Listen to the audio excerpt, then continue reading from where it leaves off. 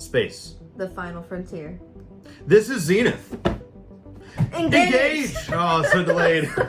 Whatever, we're doing it. It's fine! We're gonna keep them going. Hi, I'm Caleb. Hi, I'm Darian. And we are here to review... Zenith! Yes. This game was released in 2025, so this just past year. Well, not past year, this year, currently, right now. But 2025 As of this recording, we recorded in As of this year, it's 2025. 2025, and this was released this year, 2025. The length of the game is about 30 minutes.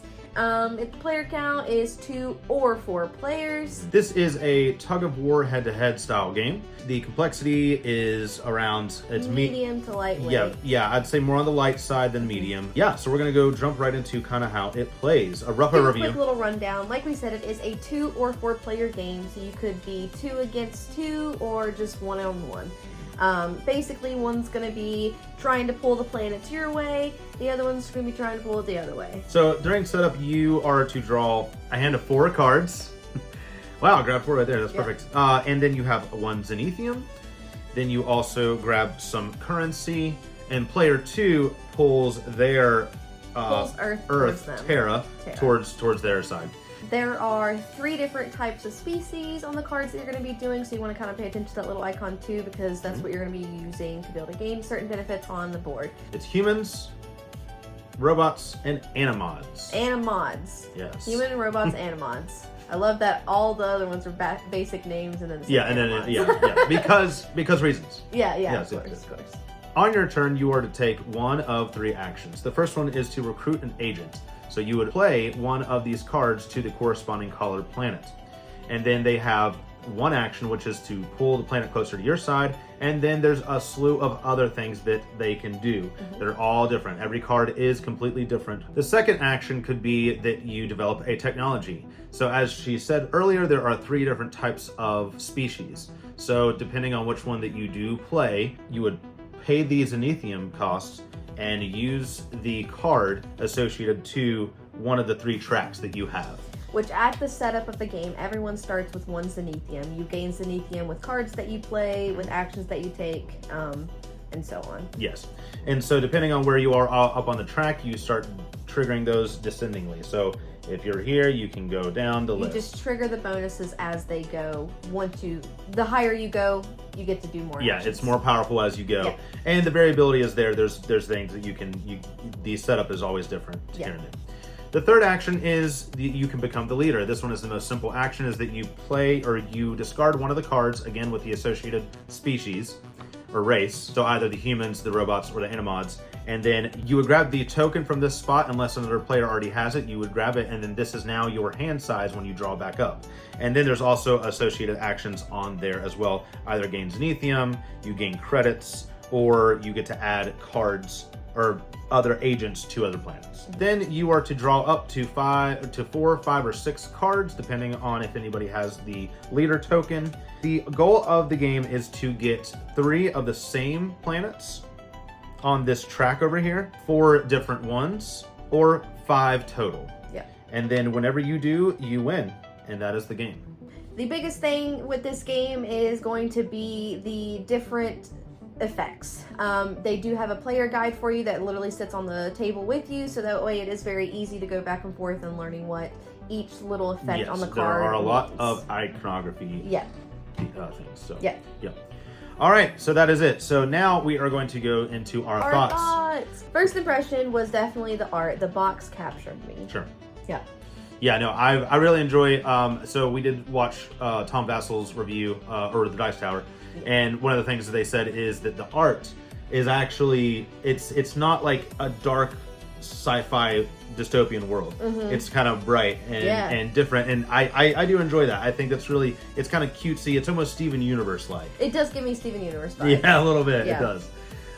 So our first impressions when we were actually playing it, immediately kind of enjoyed it. We were like, okay, I love this the is cool. back and forth, the being able to combine certain actions with certain things. I really fell in love with just the triggers, right? Yes, the strategy behind what you're doing. Sure. Like, it was a nice back and forth, and I really enjoyed it. Yeah, and the ease of play, like going right into it, was very Super very easy. simple. The only thing is that there are a lot of different things. Every card does something completely different, and there are a lot of different effects. But you thank God you do have That's this. why I said the player guide is really But beneficial there's a to front have. and back, so Yeah. there's a lot on here. So that is kind of not exactly a downfall at all. It's because it's right there. They did realize that was a thing. They didn't keep it in the rule book. You know, Sure. they gave you a piece to be able to keep on the table with you, so that way you can kind of go. Yeah. Eventually, I can be honest. I can look at these and I know what most of them do now. Yeah, at this Like, point once because I've played you- it a few once times. you know, Correct, like correct. once you know, you're not even gonna need it. Yeah. Like you got it. Agreed. It's a simple game, and the symbols and stuff easy Agreed. enough to understand. Agreed. Now we want to talk about the components. I love them. Adore the them. Quality. I'm pretty sure it's recycled material. It does feel like that. It definitely seems like feels recycled like it, plastics. But the look of the planets, just I love them. The 3D aspect of them. Yeah, and they each have kind of like different designs within them. So Mercury, Venus, Earth, Mars, Jupiter, and yeah, it's very cute, and the colors really just jive I very love the well. art. I love the colors. I love Well, it's funny because you have the cardboard currencies or whatever, which you have 5, 3, and 1s, but then you have the plastic pieces. So it's funny. It kind of you feels use like Zenithium less. I feel like, and they gave you. well, it's a rare resource. It's yeah. kind of like and I think there's like a little bit of a story lore behind it. It's silly. It's just like cutesy, whatever. But yeah, I do like the way that they feel. They're really great. They're really nice. Yeah. So I mean, all the little pieces. Yeah. Now with the cards, I will They're be basic. honest. They are basic, they are little not thin, the flimsy cards. kind of they are not the greatest card stock in the world. I do see look at all the it's edges. slightly getting frayed, and we've already played this like 2 or 3 times. I Yeah, can't and remember. the edges are already frayed. Yeah, so it's getting there, but at the same time, this is kind of like our style game. We like just 2-player, quick things that you can do, and this kind of fits that. Yeah. So yeah. So the theme, I think it's a great theme for it. I mean, it could be really, I think, anything almost, but it fits really well with the sci-fi theme. Yeah, and I think because there's a lot of like things that you can do and triggers, it does fit that. It makes like sense almost. Yeah, in a way. Yeah. In a way, and I think again we did go over how the side it's very bright nature. I really enjoy that. It's kind of different. It's kind of fresh in a way. And it doesn't feel like the same generic sci-fi game. Yeah. The art really is really good. I think it's cute, and I've used that word a lot, but it is. I really do enjoy. I enjoy the theme. I think the theme works really well for this game. Yeah, and like the fact that you're getting these planets to your side, you were kind of trying to control the Senate or whatever. It's a little. It's whatever. Like it could technically be any type of theme, but specifically this does work for it. Sure, yeah. So. But the replayability aspect of it, heavy. I think it is. I think there's a lot to see. I really played it, and I kind of just I don't mind I want it. to play it again. I really do. Yeah. It's a good game. It's a fun back and forth. There's still a lot of cards that we haven't even got through too, so I know there's probably little things like we can see to be able to combine together that we just haven't before, so that's also really exciting. Yeah, for sure. I know we struggled a little bit the first time we played it with like the whoever gets the best set of cards in their hand or what you're drawing, because there is a little that might be a thing. But you know what? Let's jump right into. So we're gonna do one thing that we like about the game, one thing that we do not like. So 1 pro, 1 con. Yep. So here we go. We're gonna do that. 3, 2, 1. Let's reveal. What'd you put? Tug of War. Tug of War. Cool. I put Fun Turns. Okay. Yeah. Who wants to go first? All right, you go first. Okay. So for me, Fun Turns. The reason why I say Fun Turns is because we're kind of paying attention to like what we're doing. And on this one game, it was one that I won. I was like, okay, watch this. And I put a card down and I triggered. And it was cool to watch somebody do all these little things. And it doesn't take that long to trigger or to combo at all. And then you're like, wow, that was actually kind of cool. Okay, watch this. And the other player kind of does that. So I find it very fascinating that there's so many different effects that can kind of go into play, and it just descends. It just cascades, and I think that's super fun.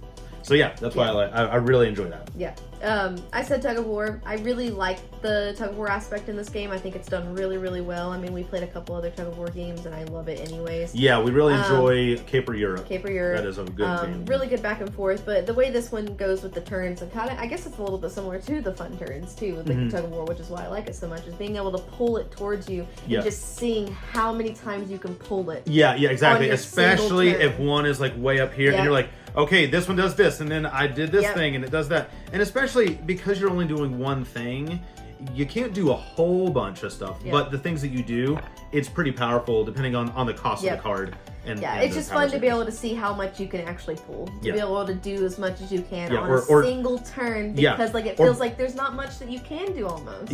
True. But when it happens, you're like, okay, it's very satisfying. It feels good. It feels good. But yeah, tug of war. Cool. All right, we're gonna do one thing we do not like. 3, 2, 1, here we go. What did you put? Look at the draw. Look at the draw. Let's go. Are you serious? That's funny. That's hilarious. How did we just write the same exact thing? That's great. That's really funny. Okay, first before we do that, I was going to say that there's too many effects. But this is more of a problem, I think. Yeah. And the reason why we say that is because we really did have the first game we played, you had a bad draw. I had a bad draw the next game. It's not exactly the bad draw. It's what you do with your hand before you get new cards again, because you don't know what it is. You don't know what you're going to get. Right. And so there's no like pool set out that you can grab from before. Right. But I will say this: you're never going to have like a really bad turn. Yeah.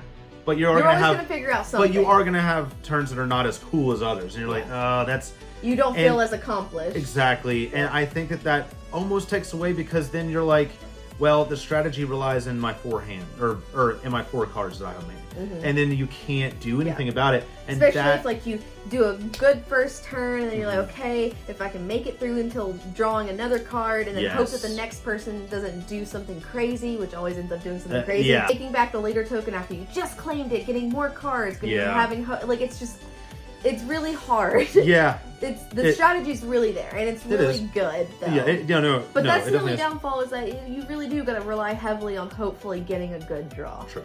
That is it. So I love that we just both did the same exact. That's really crazy. Yeah. So now we are going to put our number review for the game. All right, here we go. What is yours? 8.5. Okay, I put a 7. Okay, interesting. Wow. Yeah. That's actually much higher than I thought you were going to do, but that's good. Okay. I was going back and forth between an 8 and an 8.5. Okay. I decided on the 8.5 just because the overall fun that I've had on my turns. Yeah. Like, so even the ones that, yes, I'm struggling on a little bit, I know that I can start strategizing the next turn if I can't figure out this turn. And that's what I really like so much about the game. Yeah. It's just a good... It really is. It's just good.